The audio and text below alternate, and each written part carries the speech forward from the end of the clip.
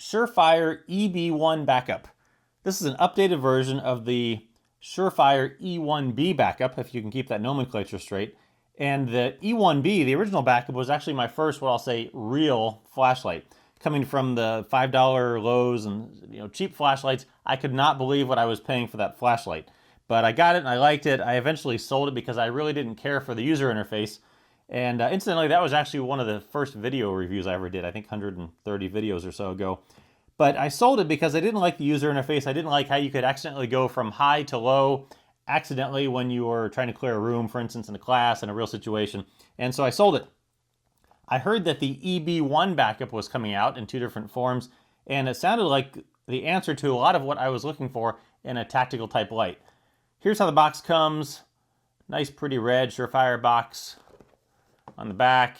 If you would like to read about it in English or several other languages, you can have at it. Otherwise, let's have a look at the light itself.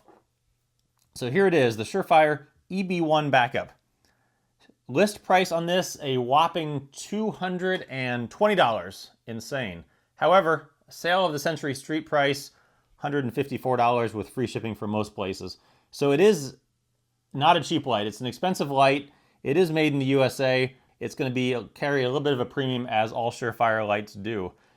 Uses for this, several. Certainly it could be an everyday carry light because it's pretty small, but also designed for law enforcement or for a tactical type use, either as a backup light to the big lights that they seem to carry, or as just a primary light, certainly for yourself in a tactical situation or for law enforcement if you don't want to carry the big huge light. Comes in a couple different models. Comes in both black and silver anodized finishes. And then it comes with 2 user interfaces. This one, which is the tactical user interface, and that also comes with a click type with a shroud that I'll explain to you, although really probably just check out the Surefire website for some pictures of it if you haven't seen it. The case, standardized stuff for all of these lights, anodized, aircraft grade, aluminum. Get the size, numbers, and everything out of the way. 4.4 inches. So it's kind of a long light, but 4.4 inches long. Diameter of the head is 1.1 inches, and with the battery, which is included, which is very nice, 3.2 ounces. So it's kind of a long light, but just for size comparison to some other lights that are out there, Phoenix PD20, Sunwayman V11R, HDS light, the Surefire, and a Phoenix PD31. So you can see that this single cell light, single battery light, is not much shorter than this 2CR123 battery light here. So it's not short. In the end, the length I don't think is that much of an issue for me, but there's a little rough comparison for you compared to some other lights that you may also have.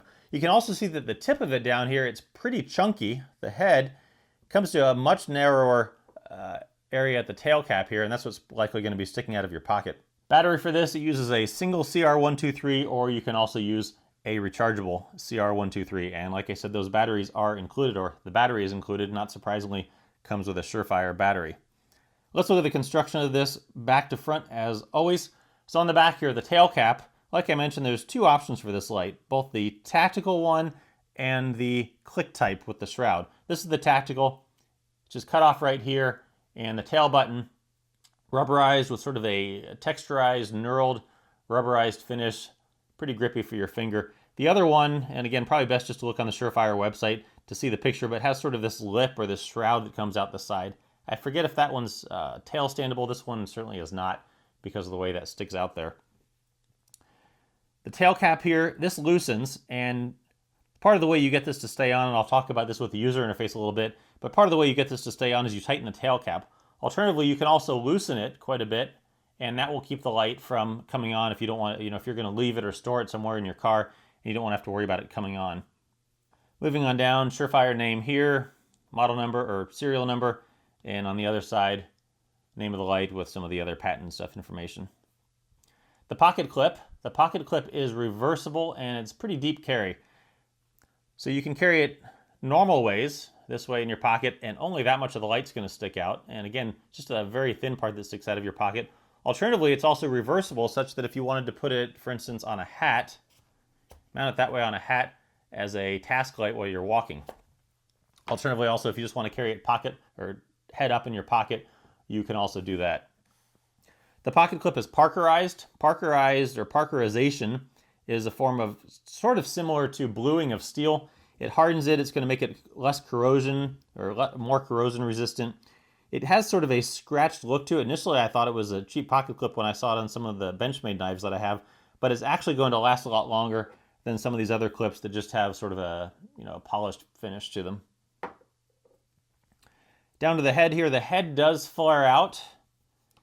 Head comes off to reveal the battery in there, inside of that compartment, and the inside of the head. There's an O-ring here to help with the weatherproofing. The lens, it's a polycarbonate lens or a polymer lens, cyclic olefin, so it's not a glass lens, or it's not a mineral lens. Polymer lens, supposed to be pretty tough.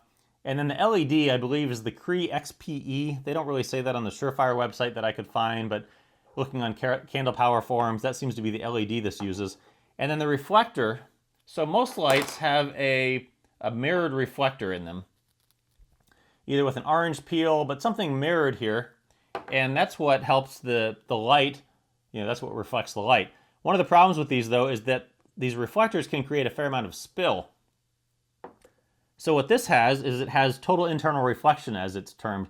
And if I can attempt to explain that, instead of having a mirrored reflector on the inside, it's essentially a conical piece of plastic, and the LED is in there, and it shines the light, and when the light bounces off any part of that, I'll use the word reflector for lack of a better term, any part of that plastic, it's directed out, and essentially directed out in a straight beam, a collimated beam, as it's termed.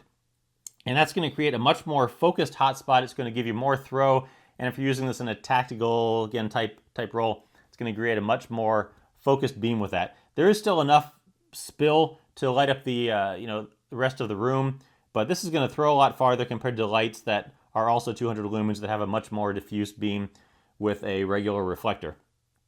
So that's the total internal reflection that this light has, at least as best as I can explain it. It looks like it's got a reflector, but that is apparently just a piece of essentially clear plastic.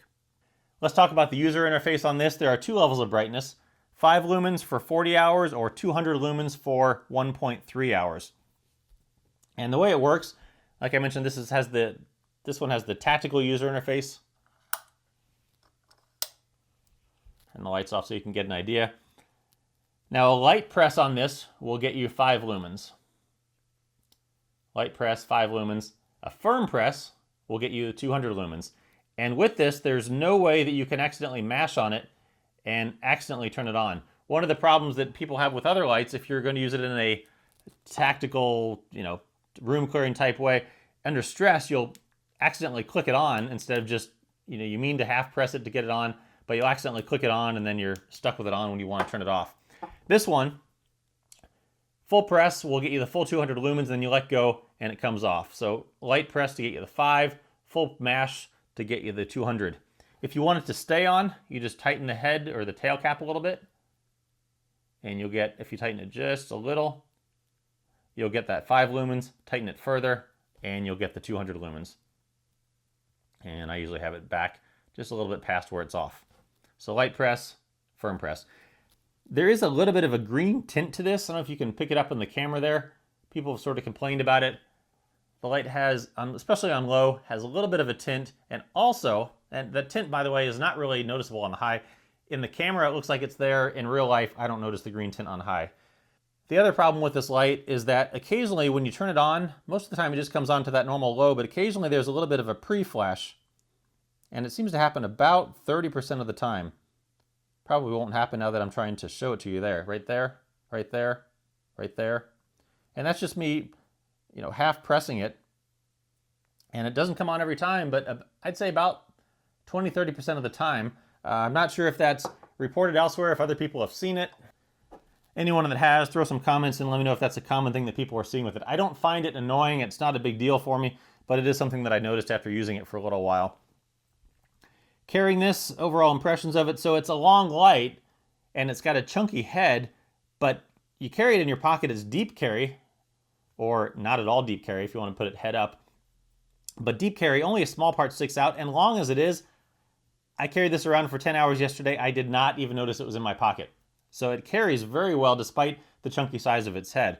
Also, the length of it when you're carrying it, could it have been shorter? Could it have been this length and the whole thing is in your hand? It could have been, but some people like a little bit longer length, a little bit more to hang on to if you had to use this as a striking weapon. Okay, you could do that with this. Overall, I don't find the increased length to be a big issue for me, but some people would like it to be a little bit shorter, and it is a little bit of a longer light for what that's worth, if that's important to you. Fits in your hand, sticks out a little bit on either side, but it's still pretty comfortable to use. So otherwise, that is about it for this, the Surefire EB1 Backup. It's a great new option in their line of flashlights. I think I'll keep this one for a long time because finally, this has the user interface that I've been looking for in a flashlight for when I want to use it for that type of role. So nice light, check it out.